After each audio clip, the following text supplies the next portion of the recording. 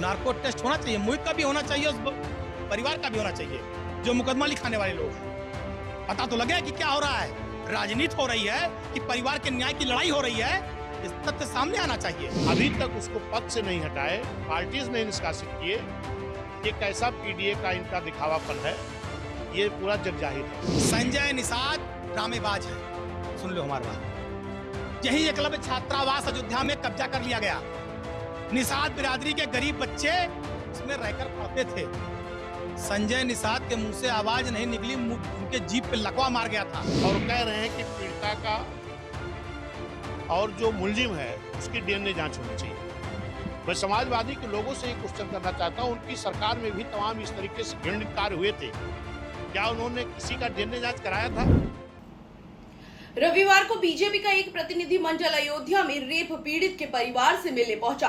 प्रतिनिधि मंडल ने परिजनों के हर संभव सहायता का आश्वासन भी दिया है। इस प्रतिनिधि मंडल में योगी सरकार में कैबिनेट मंत्री नरेंद्र कश्यप के साथ राज्यसभा सांसद बाबूराम निषाद और सदर विधायक वेद प्रकाश गुप्ता भी थे। प्रतिनिधि मंडल ने पीड़ित परिवार से मिलकर उन्हें मदद का भरोसा दिलाया है। लेकिन इन तमाम घटनाक्रम के बीच यूपी के सियासत में अयोध्या कांड को लेकर उबाल आ चुका है। यहाँ सत्ता पक्ष समाजवादी पार्टी पर आरोप लगा है कि वहीं अब बहुजन समाज पार्टी भी सपा पर हमलावर है। सपा और बसपा नेताओं के बीच जुबानी जंग जारी है। ये समाजवादी पार्टी मांग कर रही है कि जो पकड़े गए हैं 70 साल के मोहित भाई, सर्विलांस की जितनी भी प्रक्रिया है उसकी जांच होनी चाहिए। भाई बात करते रहेंगे तो सीडीआर में आएगा ना, उस बच्ची से बात करते हुए। अगर उस बच्ची से मिले होंगे 2 महीना, 2.5 महीना, 3 महीना, 4 महीना, साल भर में, तो लोकेशन ट्रेस होगी ना, दोनों की एक साथ लोकेशन आएगी। डीएनए टेस्ट करा लिया जाए।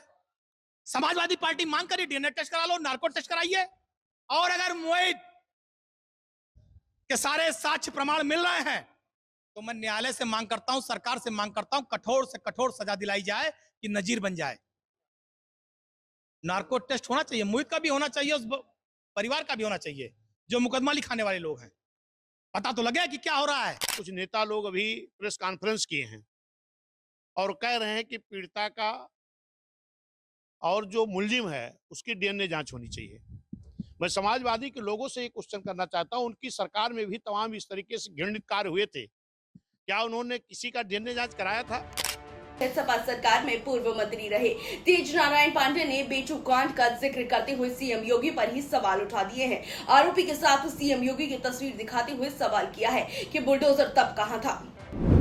अभी तो बहुत नजदीक लेटेस्ट घटना है बीएचयू वाली। जब बीएचयू में घटना हुई, उस बच्ची के साथ सामूहिक दुराचार हुआ, तो दुराचारी कौन थे? बाबा का बुलडोजर डीजल खत्म हो गया था उस समय। ये पहली फोटो दुराचारी की इसके साथ है, देख लीजिए। योगी आदित्यनाथ उत्तर प्रदेश के मुख्यमंत्री के साथ बीएचयू के दुराचारी की फोटो है। ये बीएचयू के दुराचारी की दूसरी फोटो देखिए किसके साथ है। Deputy CM Keshav Maurya stool मंत्री के साथ दुराचारी। ये बीएचयू कांड के दुराचारी हैं।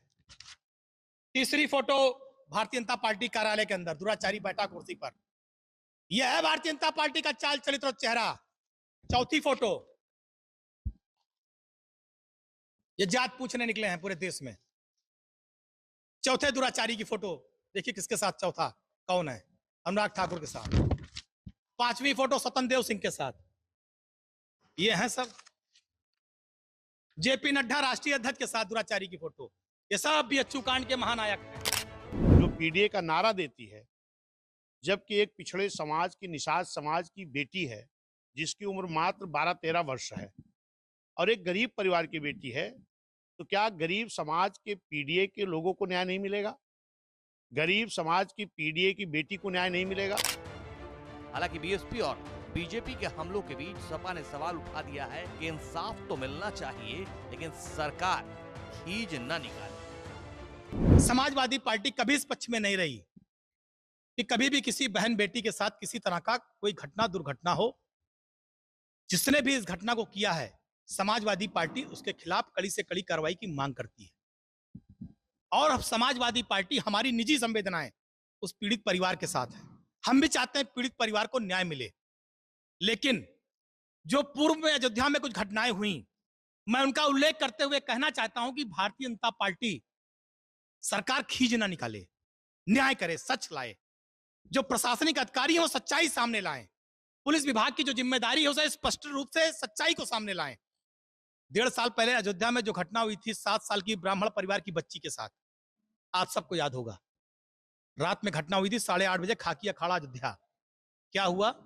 3-4 बार उसका ऑपरेशन हुआ मेडिकल कॉलेज में। अभी भी ऑपरेशन एक आध होना बाकी उस बच्ची का। जीवन मरण से उसने संघर्ष किया। बुलडोजर चला?